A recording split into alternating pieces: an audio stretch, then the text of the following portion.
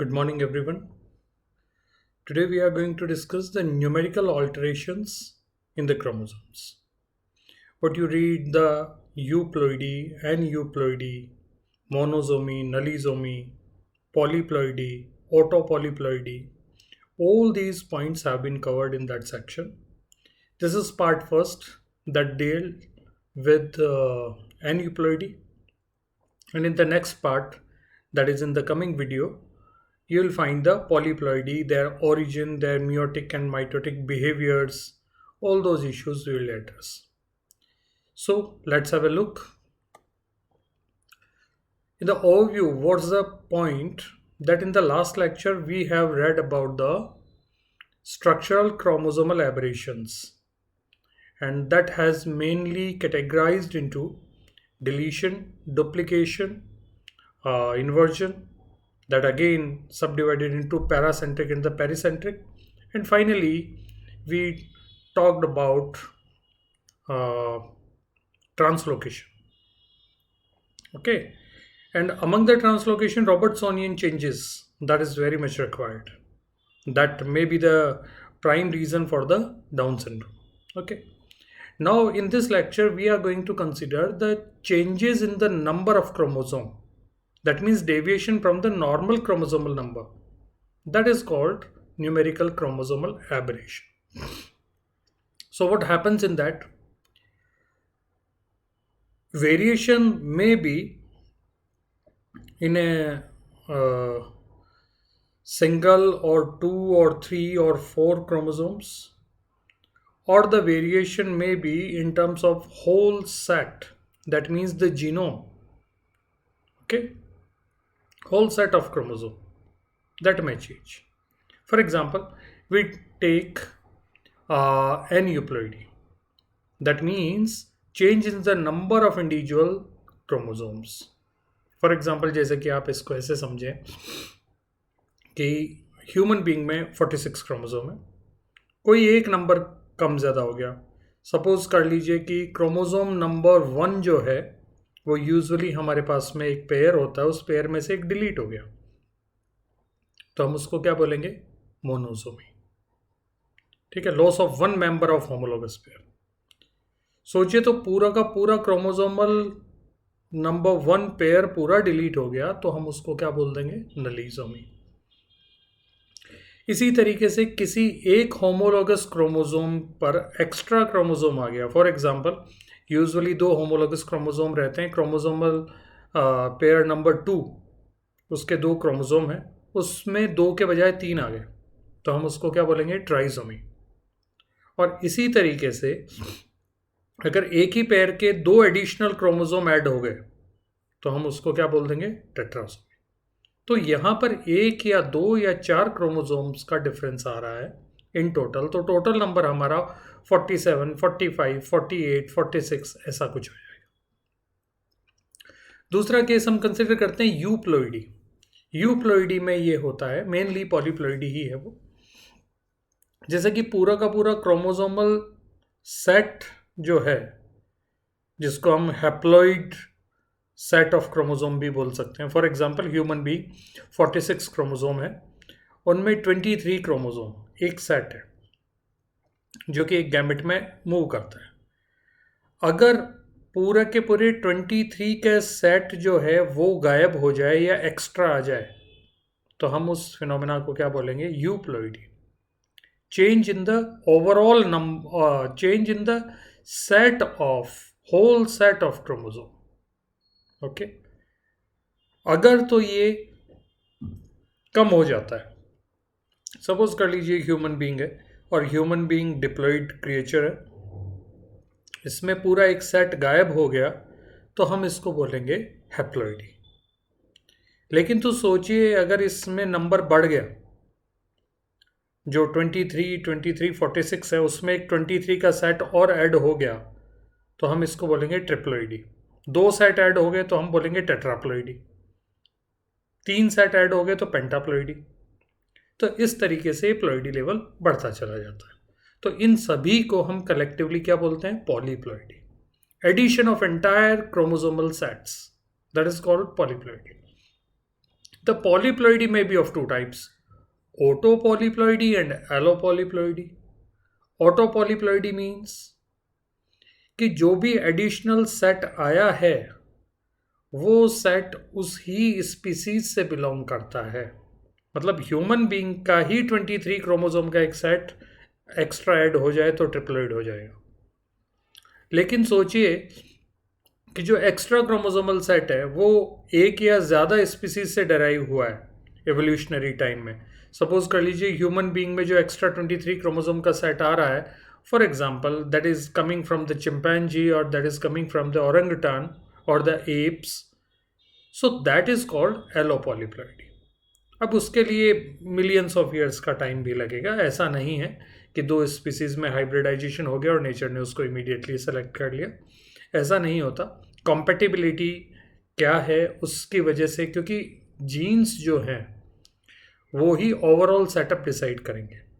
तो कोई भी बायोकेमिकल सेटअप अगर कहीं पर भी एक दूसरे के साथ कॉन्ट्रास्ट में रहेगा तो वो सेलेक्ट नहीं हो पाएगा, ऑब्वियस सी बात है, जिसको हम कॉमन लैंग्वेज में बोल देते हैं। सपोज कर लीजिए आप सभी लोग जानते हैं कि हम एक टैबलेट ले लेते हैं कभी कभार, और आपने सुना होगा कॉमन टर्म्स में रिएक्शन कर गई।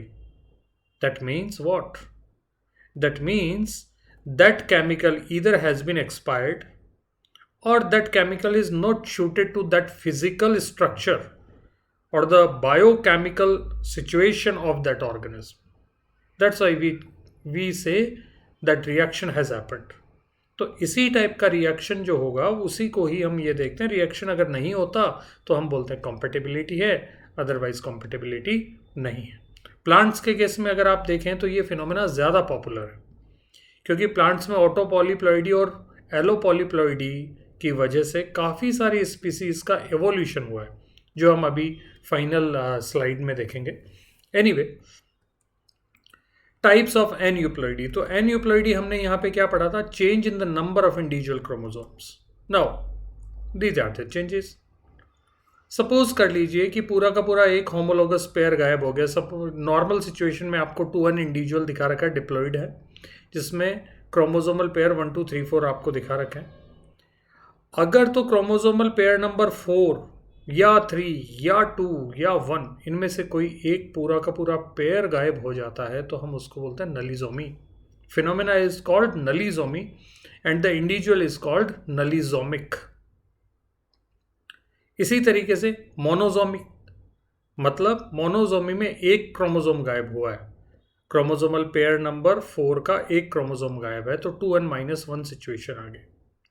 डबल मोनोजोमी, दो अलग अलग होमोलोगस क्रोमोसोमल पेयर में से एक एक क्रोमोसोम का गायब हो जाना, जैसे कि आप इस केस में देख पा रहे हैं। क्रोमोसोमल पेयर नंबर 3 और क्रोमोसोमल पेयर नंबर 4 में से दोनों में से एक एक क्रोमोसोम गायब हुआ है, तो हम इसको ऐसे लिखते हैं 2n-1-1। ओके,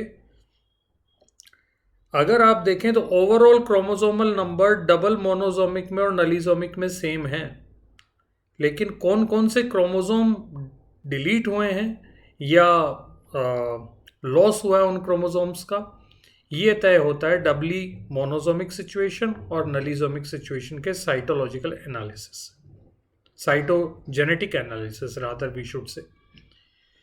तो ये तो थे हाइपो एनयूप्लॉइडी के केसेस। हाइपो मतलब जहां क्रोमोसोम का नंबर कम हो रहा है। अब हम देखते हैं हाइपर एनयूप्लॉइडी का केस, जिसमें ट्राइजोमिक, टेट्राजोमिक और डबली टेट्राजोमिक या डबली ट्राइजोमिक दोनों सिचुएशंस हो सकती है।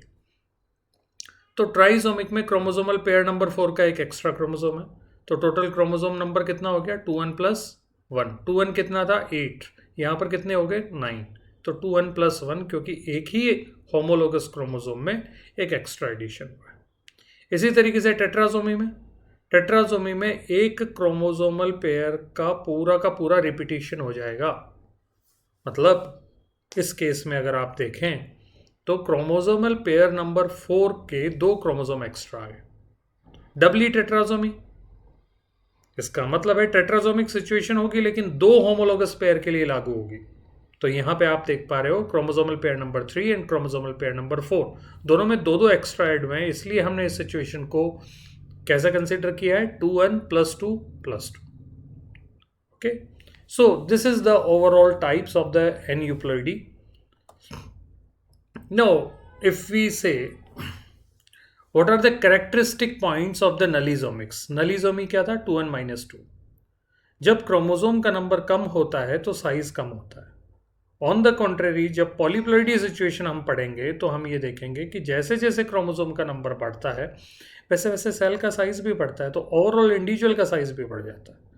तो काफ़ी सारी आपने हाइब्रिड वेराइटीज़ देखी होंगी जिनमें साइज सीड का, फ्रूट का, या आप यूँ कह लें कि फ्लावर्स का, लीव्स का, इनका बड़ा होता है क्योंकि वो हाइब्रिड होते हैं, मतलब वो पॉलीप्लॉइडी सिचुएशन को रिप्रेजेंट करते हैं.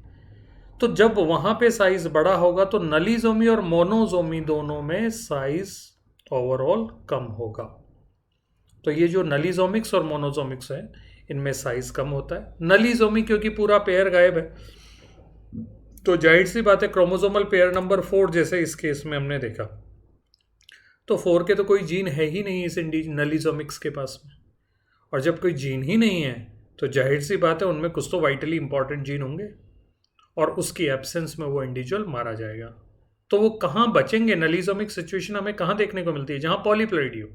पॉलीप्लॉइडी का मतलब जैसे सपोज कर लीजिए फॉरेन सिचुएशन होती. फॉरेन सिचुएशन में हर कोई पेयर चार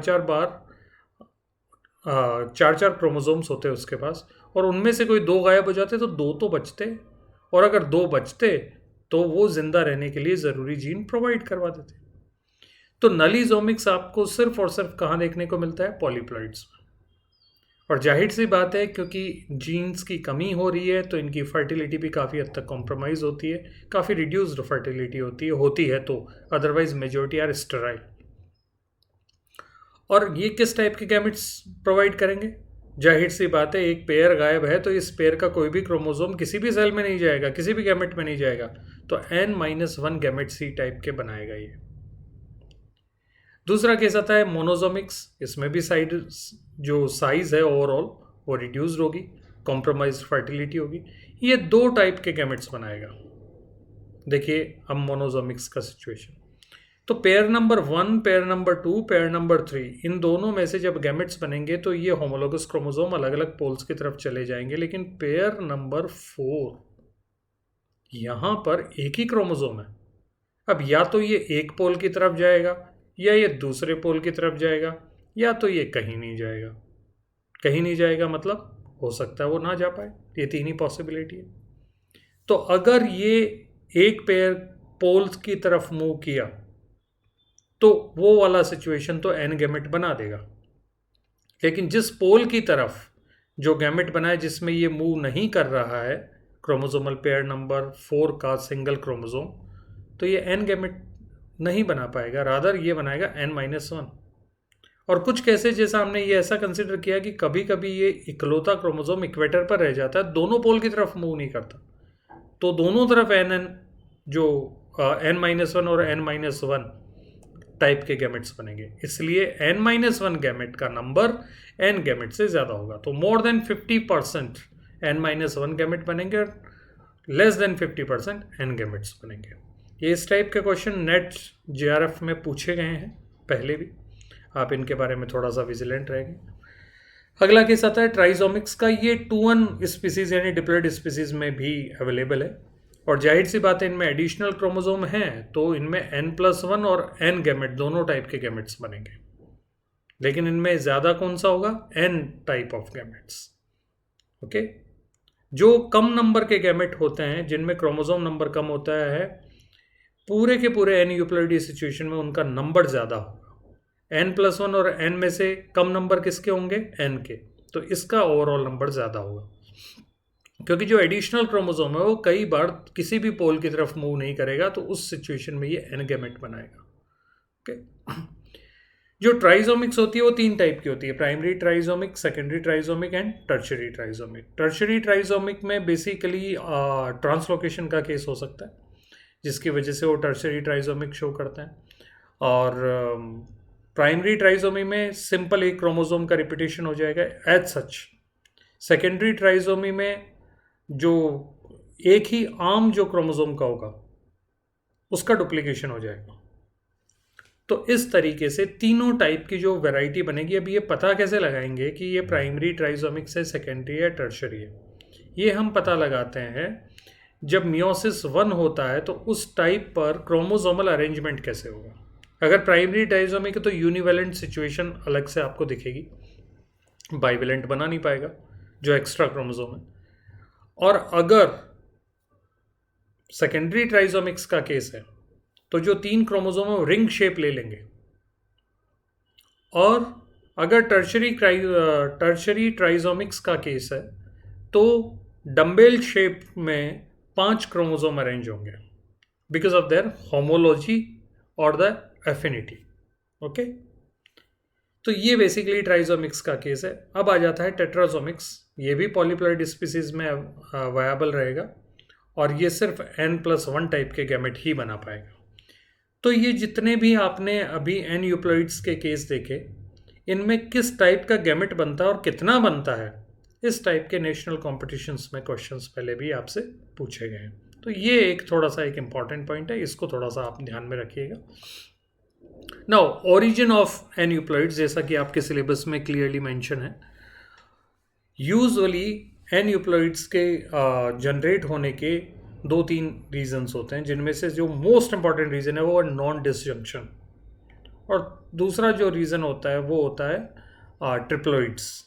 क्योंकि ट्रिप्लॉइड में एक पेयर एक तरफ जाएगा, लेकिन जो दूसरा पेयर होगा जो एक्स्ट्रा क्रोमोसोम होगा वो एक्स्ट्रा क्रोमोसोम कहीं पर भी मूव नहीं कर पाएगा। ठीक है, चलिए हम इस केस को देखते हैं। Meiotic non disjunction. Non disjunction का मतलब है क्रोमोसोम का नॉर्मल तरीके से सेपरेशन नहीं हो पाना। जैसा कि आप देख रहे हैं, नॉन डिसजंक्शन मियोसिस फर्स्ट में भी हो सकता है, मियोसिस सेकंड में भी हो सकता है, और माइटोसिस में भी हो सकता है। तो अगर हम सिचुएशन ए को देखें तो वहाँ पे मियोसिस फर्स्ट में नॉन डिसजंक्शन होता है। मियोसिस फर्स्ट में क्या होता है, होमोलोगस क्रोमोसोम सेपरेट होते हैं एनाफेज में, और नॉन डिसजंक्शन हो गया मतलब वो सेपरेट नहीं हो पाए तो एक पोल की तरफ दोनों पेयर चले गए, जो पेयर ऑफ होमोलोगस क्रोमोसोम है वो एक पोल की तरफ चला गया, जो दूसरा गैमेट है उसमें कुछ नहीं बना। अब ये जो गैमेट है, अगर हम इसका फर्टिलाइजेशन करवाते हैं तो जाहिर सी बात है ये मोनोजोमिक्स का केस बनाएगा, और जिधर ये दोनों क्रोमोसोम ऑरेंज कलर के ये अगर फर्टिलाइज करेंगे तो ये ट्राइजोमिक्स का केस बनाएगा। इसी तरीके से मियोसिस सेकंड में आप देख रहे हैं कि मियोसिस सेकंड में फर्स्ट में होमोलोगस क्रोमोसोम अलग अलग हो चुके हैं, लेकिन जब क्रोमेटिड सेपरेशन की बात आती है जो कि मियोसिस सेकंड में होता है, तो वहां पर अगर ये नहीं हो पाया तो उस सिचुएशन में मोनोजोमिक और ट्राइजोमिक बनाएगा, और अगर ये नॉर्मली हो जाता है डिसजंक्शन तो ये नॉर्मल डिप्लॉइड इंडिविजुअल्स बनाता है। इसी तरीके से नॉन डिसजंक्शन आप माइटोसिस में देख पा रहे हो। सी पैनल में जो डायग्राम है राइट साइड में, उसमें आपको ये कहानी देखते ही समझ में आ जाएगी। Simple repetition of the situation, nothing else. आप इसको अच्छे से देखिएगा, आपको ये सारी कहानी बहुत अच्छे से समझ आ जाएगी। Again the same situation is there, so we are moving to the next part. What are the impacts of the aneuploidy specially in case of the human being. जो हम 11th-12th ऑनवर्ड्स पढ़ते चले आ रहे हैं कि ट्राइजोमी की वजह से कुछ सिंड्रोम हो जाते हैं। अगर ऑटोजोम्स में ट्राइजोमी हुई है, यानी सेक्स क्रोमोसोम जो नहीं है उनमें अगर ट्राइजोमी हो रही है, जैसे कि सपोज कर लीजिए क्रोमोसोम पेयर नंबर 21 एक एक्स्ट्रा क्रोमोसोम आ रहा है वहाँ पर साथ में, तो डाउन सिंड्रोम हो जाएगा। क्रोमोसोम पेयर नंबर 13 में से एक एक्स्ट्रा क्रोमोसोम ऐड हो गया तो पटाउ सिंड्रोम, 18 से एडवर्ड सिंड्रोम। और सेक्स क्रोमोसोम में अगर ट्राइजोमी हो जाती है तो क्लाइनफेल्टर, सुपर क्लाइनफेल्टर और ट्रिप्लो एक्स सिंड्रोम्स आपको देखने को मिल जाते हैं। Klinefelter syndrome basically x chromosome extra हो जाता है मेल कैंडिडेट में, तो वहाँ पर फेमिनाइन कैरेक्टर्स डेवलप होने लग जाते हैं, स्पेशली सेकेंडरी कैरेक्टर्स। और ट्रिप्लो एक्स में फीमेल में अगर एक्स क्रोमोसोम एक्स्ट्रा हो गया तो ट्रिप्लो एक्स सिंड्रोम हो जाता है। इनके सभी के सिम्टम्स आप देख पा रहे हैं, जिनमें मेंटल रिटार्डेशन मोर और लेस कॉमन है। तो symptoms are not pretty much important. Rather, the genetic basis of these syndromes are important. Okay और डाउन सिंड्रोम को आप देखते हैं मंगोलियन फूल या मंगलिज्म बोला जाता है. That is not the symptom. That is by means of similarity with the Mongoloid people. थोड़ा बहुत उनका सिमिलैरिटी होने की वजह से या मंगोलिया में देखा गया है ये सबसे पहले, तो इस वजह से ये मंगोलियन फूल या मंगलिज्म नाम आया.